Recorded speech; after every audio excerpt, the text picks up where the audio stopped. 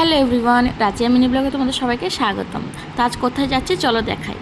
তো বাইরে বেরিয়ে এসে আমার কিট্টি সোনা আর রিও সোনা ব্যাঙের মতো লাফাচ্ছিল, দুজনে বসেছিল। তো ওখান থেকে আমরা বেরিয়ে গেলাম বাড়ি থেকে। তো আজ যাচ্ছি আমরা গোকর্ণ। তো গোকর্ণ যাওয়ার পথে এই যে হলো মেন রোডে উঠে গেছি। এই দিকটা হচ্ছে বাস স্ট্যান্ড আমাদের, আর এই দিকটা হচ্ছে গোকর্ণ যাওয়ার রাস্তা। তো এই রাস্তা ধরে চললাম, পুরন্দপুর পৌঁছে গেলাম 10 মিনিটের মধ্যেই। তো এখানে রণগ্রামের সূর্য মামাকে দেখে একটু ক্যামেরা করে নিলাম। তো এই যে গোকর্ণ ঢুকছি, তো এখানে এসে এই যে বিরিয়ানির দোকানটা দেখছো, এখানে খুব টেস্টি একটা বিরিয়ানি পাওয়া যায়, যেটা আমার কোনো জায়গায় ভালো লাগে না, এখানেই ভালো লাগে। এই হচ্ছে গোকর্ণর সামনে, পার্কের সামনে। তো এখানে অনেক কিছুই বসেছিল। এই হচ্ছে আই লাভ গোকর্ণ।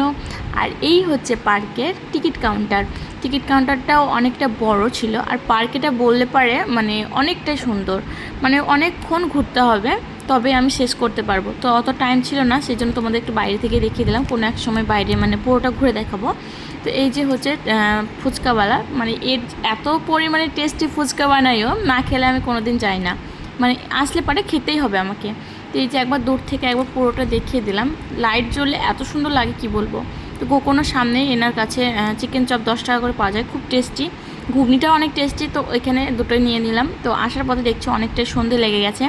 বাড়ি আসার পথে এখানে আমি সিঙ্গাড়া আর খাতা নিয়ে বাড়ি ফিরলাম। টাটা।